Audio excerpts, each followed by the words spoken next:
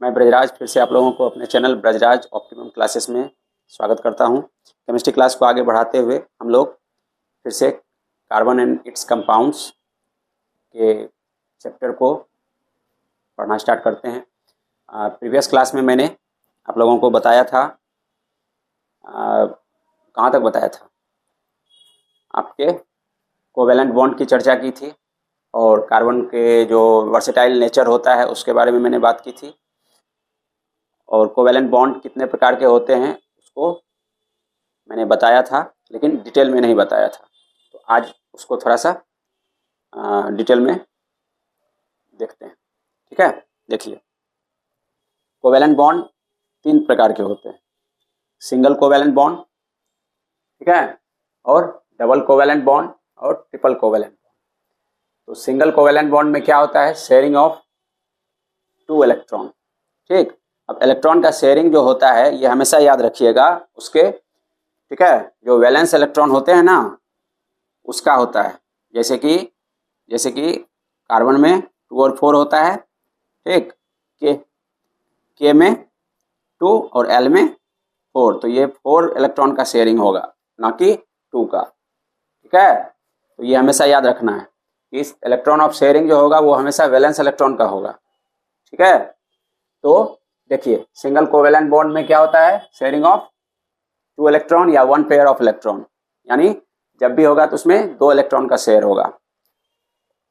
और double covalent bond में क्या होगा, शेयरिंग ऑफ 4 इलेक्ट्रॉन, ठीक है, यानी 2 पेयर ऑफ इलेक्ट्रॉन। और ट्रिपल कोवेलेंट बॉन्ड में 6 इलेक्ट्रॉन का शेयरिंग या 3 पेयर ऑफ इलेक्ट्रॉन। अब इसके एग्जाम्पल से हम लोग देखते हैं। सबसे पहले सिंगल कोवेलेंट बॉन्ड को देखेंगे।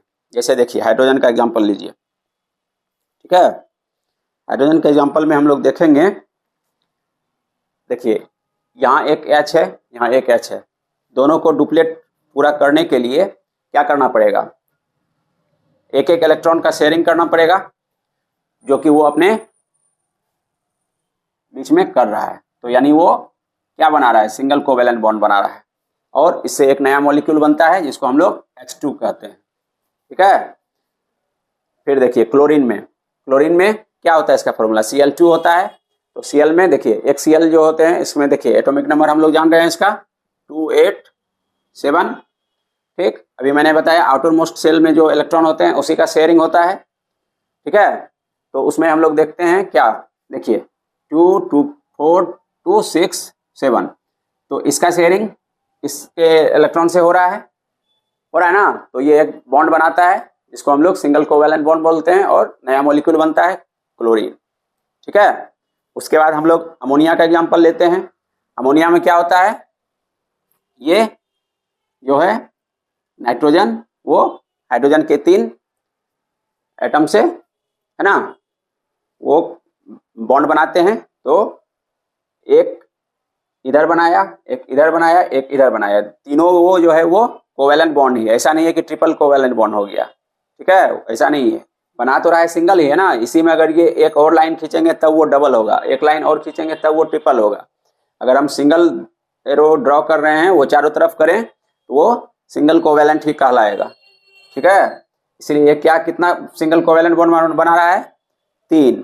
ठीक है, तो हम लोग देखें क्या ये इससे नया मॉलिक्यूल बनता है NH3 यानी अमोनिया। ठीक है, अब देखिए अब क्या होता है इसमें। ठीक है, इसमें हम लोग देखें,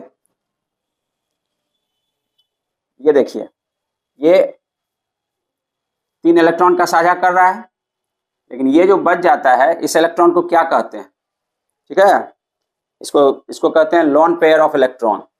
ठीक, इसको पॉइंट आउट कर लेना है, lone pair of electron, lone pair of electron. ठीक है, ठीक, अब देखिए फिर हम लोग देखेंगे डबल कोवेलेंट बॉन्ड का एग्जांपल। सिंगल कोवेलेंट समझ गए, यानी जब 2 एटम के बीच में, ठीक है, आपके सिंगल यानी कि 2 इलेक्ट्रॉन का, है ना, शेयरिंग हो तो वो सिंगल कोवेलेंट कहलाएगा। तो हो रहा है यहाँ पे, तो वो सिंगल कोवेलेंट बॉन्ड में आएंगे ये लोग।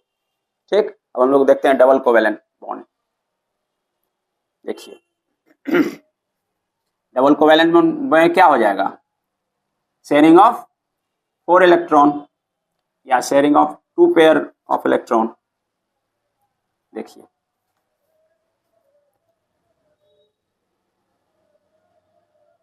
इसमें हम लोग देखते हैं यहाँ पे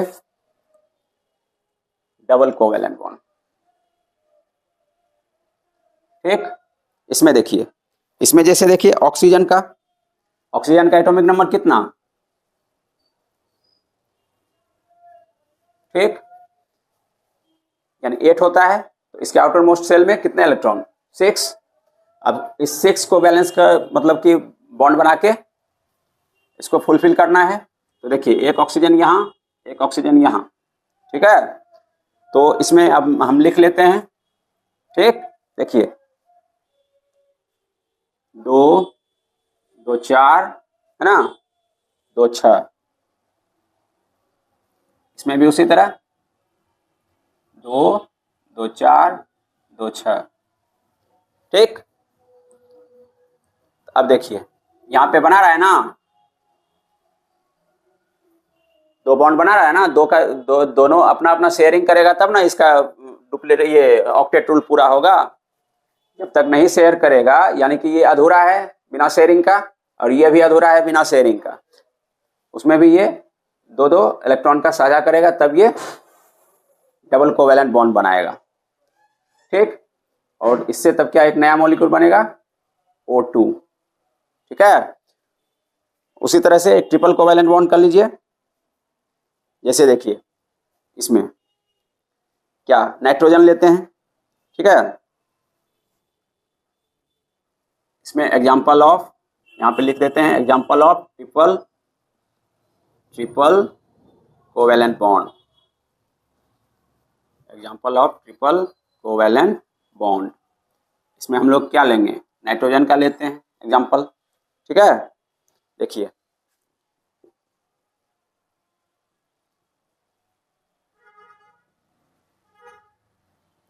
इसमें क्या होता है, नाइट्रोजन का हम लोग जान रहे हैं कितना,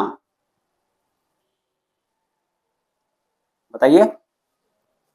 ठीक, नाइट्रोजन का 2 और 5, इस 5 को पूरा करना है। ठीक है, तो देखिए 5 यहाँ पे लिखे हुए हैं, 2 3 5। तब इसके बीच में क्या बॉन्ड बन रहा है, ट्रिपल बॉन्ड बन रहा है। बस यही शो करना है। ठीक है, उम्मीद है समझे होंगे। अब हम लोग आते हैं कार्बन के अपर रूप में। ठीक है, देखिए यहाँ तक समझने में कोई दिक्कत, तीनों का एग्जांपल मैंने अलग अलग दे दिया। अब हम लोग पढ़ेंगे कार्बन के अपर रूप, यानी हीरा, ग्रेफाइट और फुलेरिन।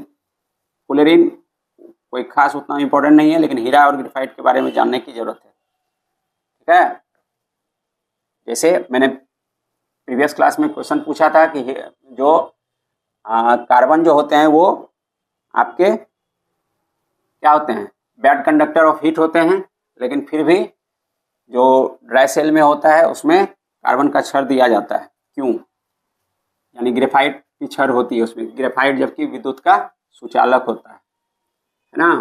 कैसे होता है उसी को हम लोग आज समझेंगे। ठीक है, हम लोग तो याद कर लेते हैं कि हाँ हीरा जो होता है कुचालक होता है और ग्रेफाइट होता है जो वो सुचालक होता है, लेकिन क्यों होता है ये तो समझना है ना। देखिए सबसे पहले हम लोग देखेंगे ग्रेफाइट यानी कि कार्बन के जो होते हैं अपर रूप। ठीक है, एलोट्रोपिक फॉर्म ऑफ कार्बन। इसमें हम लोग देखेंगे सबसे पहले डायमंड, ठीक, दूसरा ग्रेफाइट, तीसरा फुलेरिन। ठीक है, आज हम लोग पढ़े, सबसे पहले स्टार्ट करते हैं डायमंड के बारे में। देखिए बेसिक चीज है कि डायमंड जो होता है वो विद्युत का कुचालक होता है और ग्रेफाइट जो होता है विद्युत का सुचालक होता है, जबकि दोनों जो आते हैं अधातु के ही अपर रूप होते हैं, कार्बन के। लेकिन फिर भी एक जो होता है वो इलेक्ट्रिसिटी उसमें पास नहीं करता है, एक में इलेक्ट्रिसिटी पास करता है। तो रटने का तो रट लेते हैं, लेकिन डेप्थ में हम लोग जाने का प्रयास नहीं करते हैं। जबकि अगर एक बार आप लोग अगर समझ लेते हैं इसको बारीकी से तो कहीं कोई दिक्कत नहीं होगी। कोई अगर पूछ देगा आखिर क्यों होता है ऐसा, जैसे मैं अभी पूछ रहा हूँ कि कार्बन के अपर रूप होते हुए भी ये एक जो होते हैं हीरा जो होता है विद्युत का कुचालक हो जाता है और ग्रेफाइट जो होता है वो सुचालक हो जाता है। एक में इलेक्ट्रिक पास होता है, एक में इलेक्ट्रिक पास नहीं होता है। ऐसा क्यों, देखिए आज उसी को समझेंगे। देखिए मैंने बताया था कार्बन जो होता है वो टेट्रावैलेंट होता है, बताया था। और ठीक है, उसमें डायमंड जो होते हैं, ठीक, वो एक तो कार्बन का ये अपर रूप है, ऑटोमेटिक हम लोग जान रहे हैं कि हीरा जो होता है वो कार्बन का अपर रूप होता है। अब वो क्या करता है कि इसके साथ में वो और जान रहे हैं हम लोग कि कार्बन टेट्रावैलेंट बनाता है, तो इस कार्बन के साथ में एक 4 कार्बन और आता है, ठीक है, ठीक। यानी हीरे की संरचना जो होती है इस तरह की बन जाती है, यानी एक कार्बन के साथ में 4 और कार्बन आते हैं तब उसका टेट्रावैलेंसी पूरा होता है, ठीक है। जब टेट्रावैलेंसी पूरा होता है तो यानी ये स्टेबल हो गया। जब स्टेबल हो जाता है कोई भी चीज तो उसमें, ठीक है, क्या होता है, नो रिएक्टिविटी होती है, यानी वो रिएक्शन नहीं करता है, ठीक है। जैसे मान लीजिए आपको कोई चीज चाहिए, ठीक, मान लीजिए आपको चाहिए अभी 100 रुपया, सपोज पॉकेट खर्च के लिए 100 रुपया चाहिए। अगर आपको वो पूरा हो जाता है तो कुछ देर आप अस्थिर रहिएगा जब तक कि वो उस चीज़ को आप लोग उस मतलब खर्चा नहीं कर लें। वही फिर खर्चा होगा, फिर डिमांड आपका बढ़ेगा तो फिर आप में जो होगा रिएक्टिविटी बढ़ जाएगी। लेकिन जब पैसे मिलने के बाद वो, या कोई भी चीज़, जैसे मान लीजिए कि आपको किताब की ज़रूरत है तो किताब अगर आप मिल जाता है तो आप में क्या होता है, एक अस्थायित्व आ जाता है, स्टेबल आप हो जाते हैं।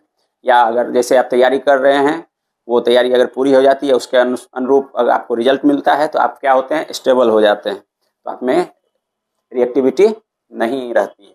उसी तरह से कार्बन में होता है, ये हीरे में होता है, वो क्या होता है, ये टेट्रावैलेंट, ठीक है, वो पूरा कर लेता है जिसके कारण वो स्टेबल हो जाता है। इसीलिए कार्बन वो पूरी तरह से कठोर रहता है और उसमें इलेक्ट्रिक पास नहीं होता है। उसके जो एटम के बीच में फोर्स ऑफ अट्रैक्शन जो होता है वो बहुत, है ना, क्या होता है, ज़्यादा होता है, इसकी वजह से वो आपस में जुड़े होते हैं, जिसको कि तोड़ना बहुत मुश्किल होता है। इसीलिए इसको बहुत हाई टेम्परेचर पे ये गलता है ना, about 35 degree centigrade, 3500 degree centigrade पे होता है, समझे। चलिए इसको देखिए। और होता क्या है कि इसमें हम लोग जानते हैं, ये एक चीज़ और, ये तो रफ स्ट्रक्चर मैंने बताया, एक ऐसे एक्चुअली ये बनता कैसे है, इस तरह की संरचना होती है इसमें, ठीक है, ये बनता है ये, यानी कार्बन का जो अपर रूप ग्रेफाइट, ये जो होता है डायमंड, वो कैसा बनता है, त्रिविमीय संरचना, ठीक है, 3 डायमेंशनल शेप, देखिए, है ना, इस तरह की क्यों होती है, क्योंकि इसमें अपवर्तन भी होता है, परावर्तन भी होता है, ठीक, लाइट का रिफ्लेक्शन भी होता है और रिफ्रैक्शन भी होता है, दोनों चीज होता है। त्रिविमीय संरचना इस तरह से इसकी बन जाती है, ठीक है। देखिए एक बीच में कार्बन जो कि इसको हीरा मान लीजिए, तो ये 4 और कार्बन से घिरा हुआ है और पूरी तरह से स्टेबल है। पूरी तरह से स्टेबल होने के बाद ये क्या है कि इसमें रिएक्टिविटी शो ये नहीं करता है, जिसकी वजह से इसके पार्टिकल्स आपस में पूरी तरह से जुड़े हुए रहते हैं, जिसके कारण इसमें कोई रिएक्शन नहीं होता है और ये विद्युत का कुचालक हो जाता है। ठीक, हीरे की बात समझ में आ गई और इसीलिए इसका मेल्टिंग पॉइंट भी हाई होता है। हीरे में ज़्यादा समझने की ज़रूरत अब शायद नहीं है, क्योंकि मैंने सब कुछ समझा दिया। अब हम लोग आते हैं ग्रेफाइट पे। ठीक है, देखिए अब है कि ग्रेफाइट में इलेक्ट्रिक करंट जो होता है वो पास कैसे हो जाता है, यानी विद्युत का वो जो है गुड कंडक्टर कैसे हो जाता है। तो ऑटोमेटिक है कि अभी मैंने बताया कि वो स्टेबल नहीं है, तभी ना उसमें रिएक्शन होगा। जब स्टेबल हो जाएगा तो काय का रिएक्शन, क्योंकि अभी हम लोग देखें हीरा जो होता है वो पूरी तरह से स्टेबल हो जाता है, रिएक्टिविटी उसमें नहीं होगी।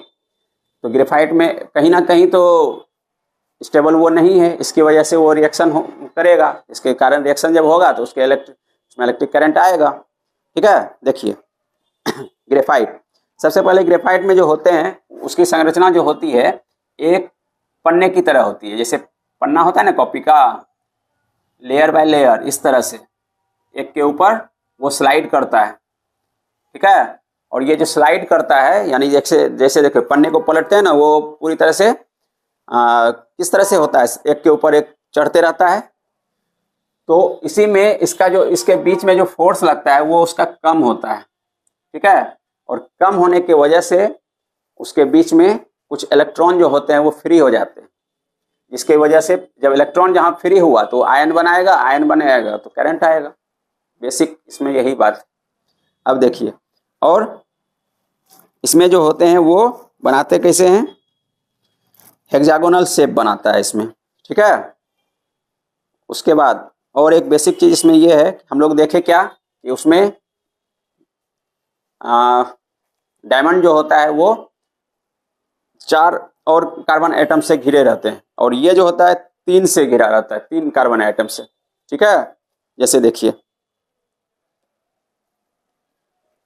जैसे सी यहाँ है, ठीक है, कार्बन, वो क्या होगा 1 2 3, फिर यहाँ सी, फिर यहाँ सी। ठीक है, इसको भी बनाइए, 1 2 3 4, सबको फुलफिल करते हैं पहले। ठीक है,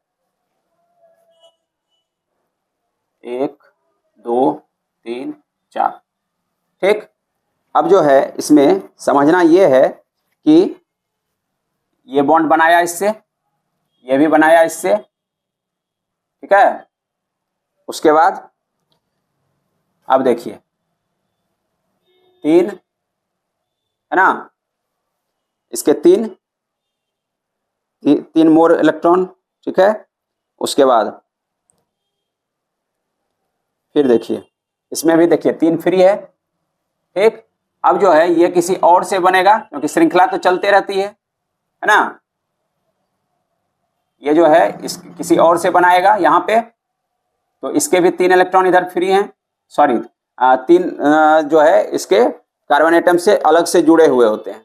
देखिए ये जो है ये किसी और से फिर बनाएगा, ये इसके जो है यानी कि डायमंड जिस तरह से 4 कार्बन एटम से जुड़े हुए होते थे, टेट्रा वैलेंसी पूरा होता था, इसमें जो होते हैं 3 मोर कार्बन एटम से ये जुड़े होते हैं, जिसके कारण इसका जो बनाता है वो क्या हो जाता है, हेक्सागोनल शेप हो जाता है।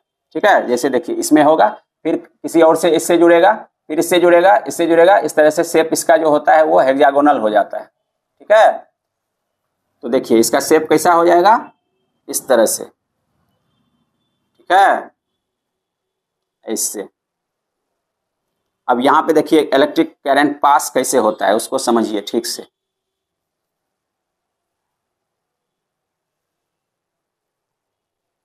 ठीक है, हेक्सागोनल हो गया ना, 1 2 3 4 5 6।